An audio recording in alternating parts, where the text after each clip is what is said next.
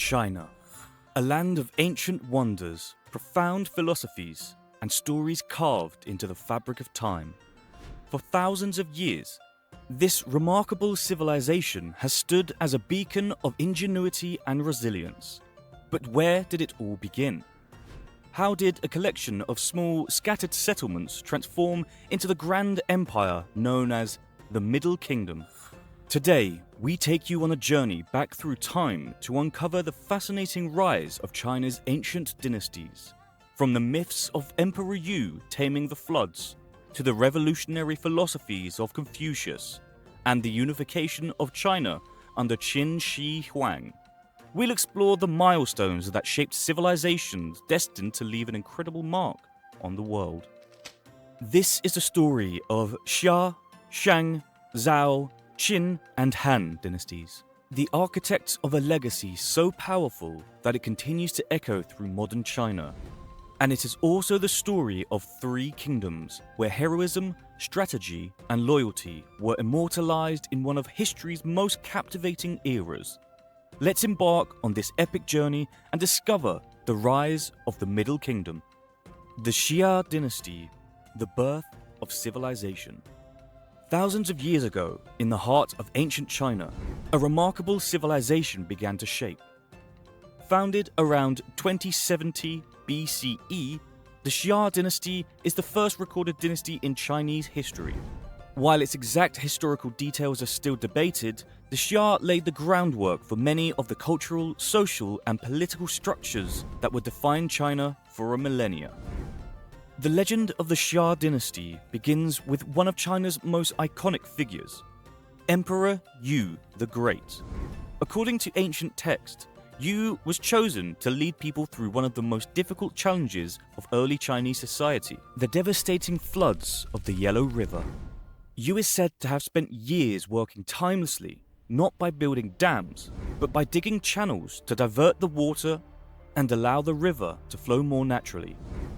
His perseverance and success earned him the admiration of his people, and in time, he was crowned the first ruler of the Xia dynasties.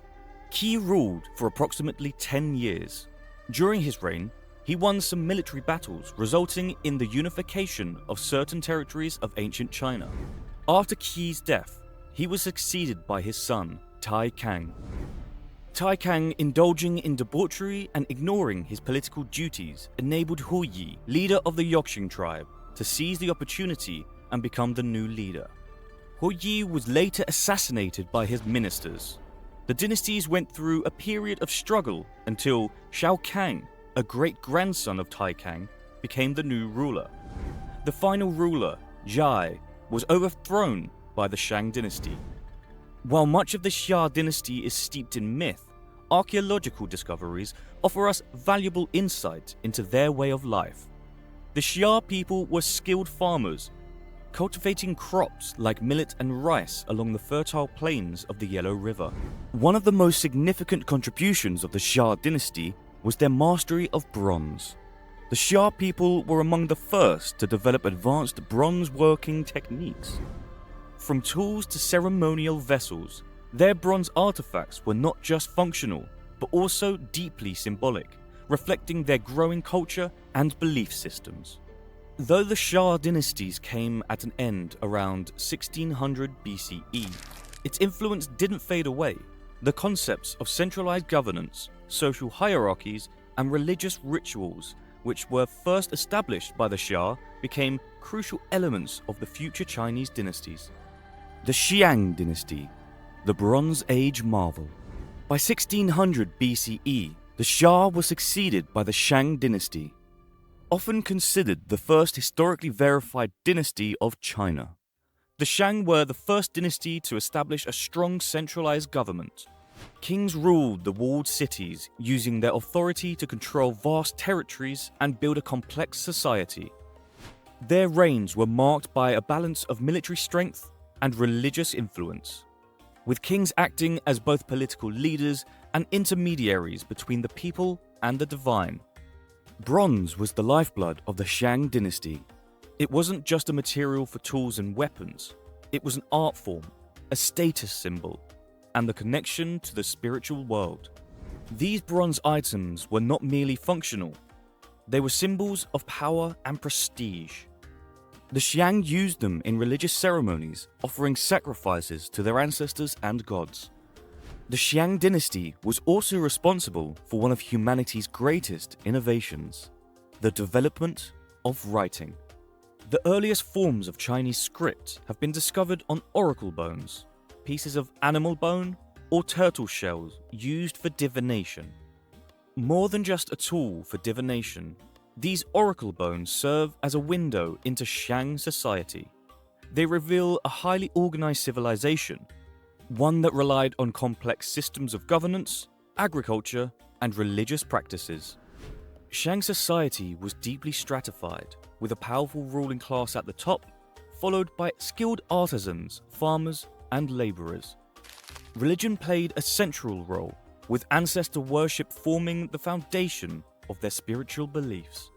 Despite their achievements, the Shang dynasty's reign came to an end around 1046 BCE.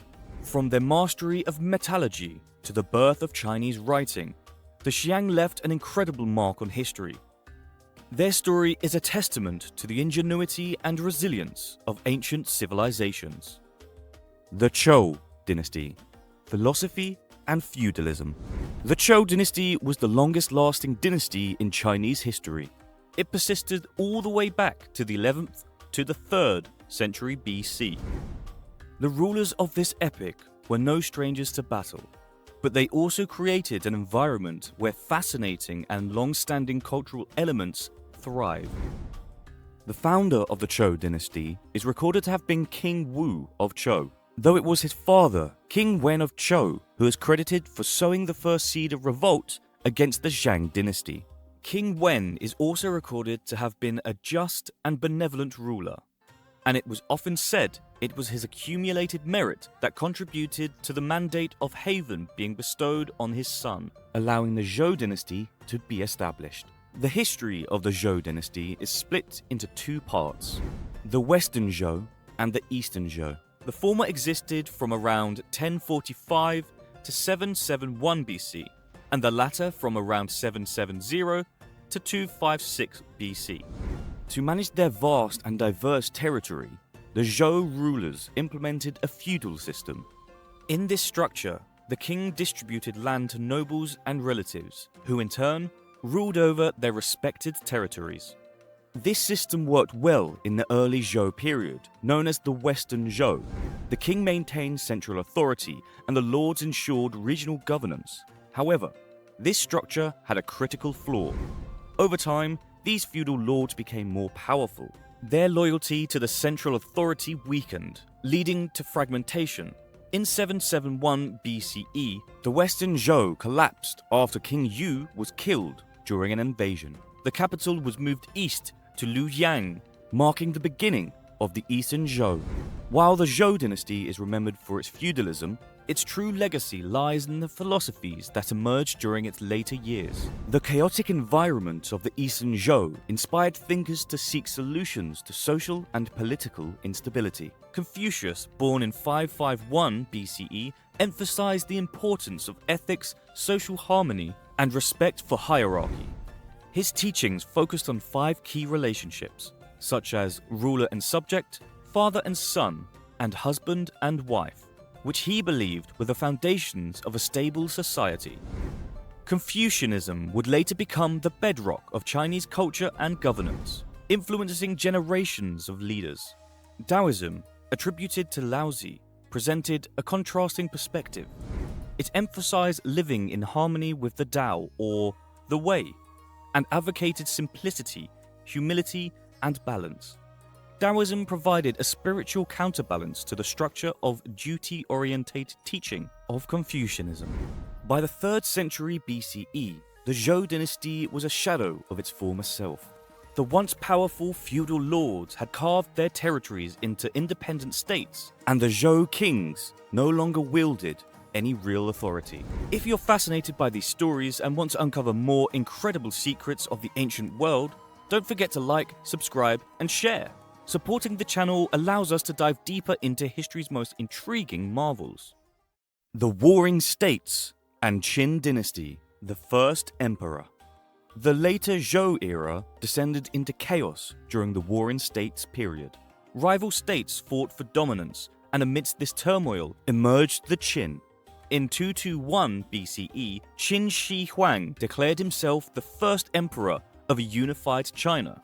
His reign marked the beginning of the Qin dynasty. The Qin state was also known for its adherence to legalism, a philosophy that emphasized strict laws, centralized control, and harsh punishment. Legalism, championed by figures like Shang and later Han Feize, rejected the moralism of Confucianism and the spiritualism of Taoism, focusing instead on pragmatic governance. In 221 BCE, after decades of relentless warfare, King Zheng of Qin defeated the last of his rivals, bringing an end to the Warring States period. For the first time in Chinese history, the disparate states were unified under a single ruler.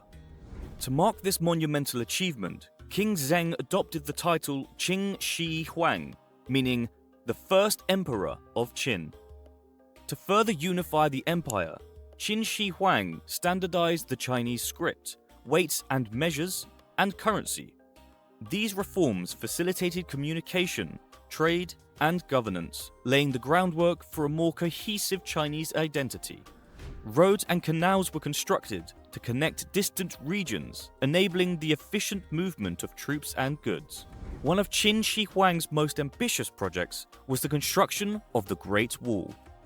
Built to protect the northern border from nomadic invasions, the wall was a monumental engineering feat, involving the labor of hundreds of thousands of workers. Though the Great Wall as we know it today was largely rebuilt during the Ming Dynasty, its origins trace back to Qin Shi Huang's reign. Perhaps the most iconic symbol of Qin Shi Huang's legacy is his tomb, guarded by the Terracotta Army. Discovered in 1974, this vast underground mausoleum contains thousands of life-size clay soldiers, horses, and chariots, each uniquely detailed.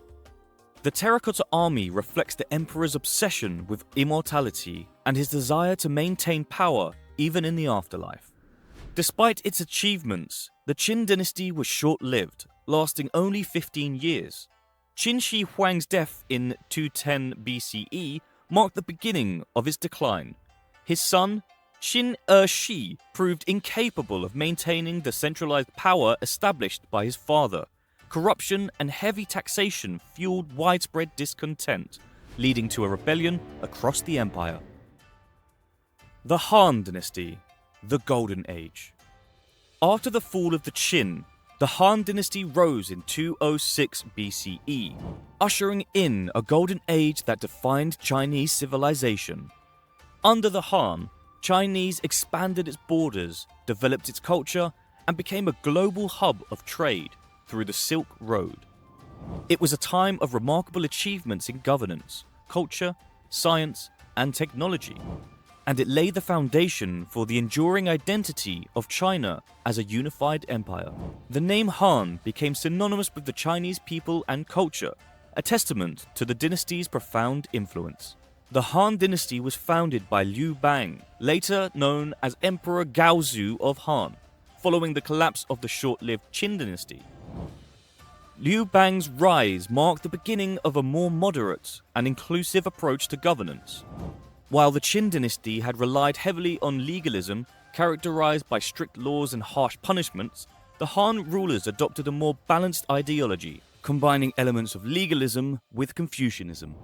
The Han Dynasty persisted over a period of unprecedented economic growth and prosperity. Agriculture was the backbone of the economy, and the Han rulers implemented policies to improve farming practices and increase productivity. Innovations like iron plows and advanced irrigation techniques transformed agriculture, enabling the empire to support a growing population. Trade flourished during the Han dynasties, both within China and beyond its borders. The establishment of the Silk Road, a vast network of trade routes connecting China to Central Asia, the Middle East, and Europe, was a defining achievement of the Han era. Chinese silk, a highly prized luxury item, became a major export, earning the empire substantial wealth. In return, China imported goods such as spices, glassware, and precious metals, fostering cultural exchange and enriching Han society. The Han Dynasty saw the compilation of historical texts that remain invaluable today.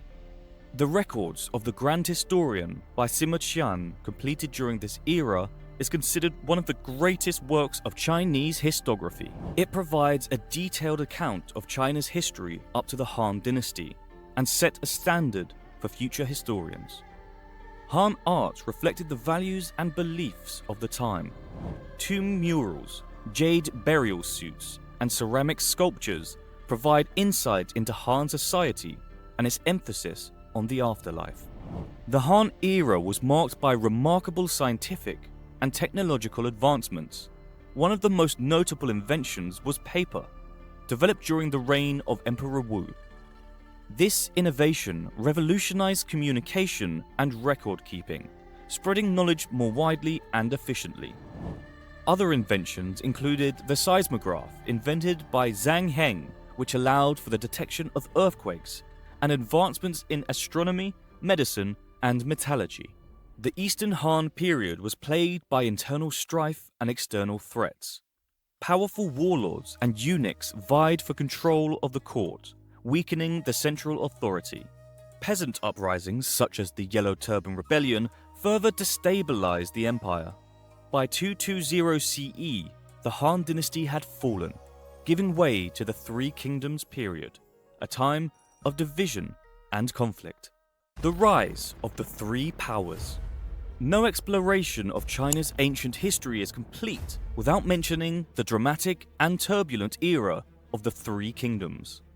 The Three Kingdoms was a period of Chinese history full of military intrigue, but also of bloodshed between the states of Chao Wei, Shu Han, and Eastern Wu. It is estimated that about 40 million people died during this period due to war, disease, and famine. Cao Cao, a cunning and ambitious warlord, rose to power in the north. His strategic brilliance and ruthlessness made him a force to be reckoned with. Liu Bei, in contrast, was a man of humble origins, claiming to be the descendant of the Han royal family. In the south, Sun Quan inherited the legacy of his father and brother, who had established control over the Yangtze River region. One of the most iconic events in this period was the Battle of the Red Cliffs in 208 AD. Zhao Zhao, with his massive army, sought to conquer the south. Faced with a threat, Liu Bei and Sun Quan formed an unlikely alliance. The alliance, through clever strategy and use of fire ships, dealt a crushing blow to Cao Cao's forces, halting his southern expansion. The battle solidified the division of China into three distinct kingdoms: Wei, Shu, and Wu. The decades that followed saw the three kingdoms striving for supremacy. Wei, under Cao Cao's successors, became the dominant military power. Shu focused on reviving Han's traditions and expanding into western territories. Meanwhile, Wu fortified its defenses and thrived as a trade and naval power, ensuring control over Yangtze River. The Three Kingdoms period was rife with intrigue and betrayal. Liu Bei's death in 223 AD marked a turning point for Shu, as Zhuge Liao struggled to keep the kingdom afloat. His death during the northern expeditions left Shu vulnerable. Shu was the first to fall, conquered by Wei. Wu held on for a few more years, but succumbed to internal strife and external pressure, falling to Wei in 280 AD. The Three Kingdoms period of ancient China was not only an era of conflict and heroism, but also a time of cultural, artistic, and spiritual evolution. Taoism gained prominence during this era, particularly in Shu, under the influence of Zhuge Liao. Zhuge Liao himself was often associated with mystical wisdom and Taoist practices. Meanwhile, Buddhism began to spread across China, introduced via the Silk Road. Although it was not yet dominant, Buddhist monasteries and art began to take root, sowing the seed for the religion's later influence in the region. In Shu, art often carried symbolic meanings, such as the dragon representing imperial authority, and the phoenix symbolizing peace. The kingdom of Wei excelled in metalwork, producing intricate bronze mirrors, ritual vessels, and weapons. These artifacts showcased not only technical skill, but also cultural values of the time, often adorned with inscriptions invoking protection or success. In Wu, art reflected the kingdom's connection to the Yangtze River and the sea. Pottery, jade carvings, and maritime-themed sculptures celebrated their naval prowess and the bounty of their southern territory. Although the Three Kingdoms period lasted less than a century, its legacy has endured for over a millennium. The events inspired the famous historical novel Romance of the Three Kingdoms, blending history and myth to create a story of loyalty, heroism, and betrayal. In the end, the division of the Three Kingdoms paved the way for the unification under the Jin dynasty. But the lessons and legends of the tumultuous era remain, echoing through history as one of China's most fascinating chapters. From the foundational dynasties of the Xia, Shang, and Zhou to the dramatic saga of the Three Kingdoms, the rise of the Middle Kingdom is a testament to the complexity and richness of China's history. Each era, with its unique challenges and triumphs, wove another thread into the fabric of Chinese civilization. Together, these threads created a tapestry of innovation, resilience, and profound cultural identity.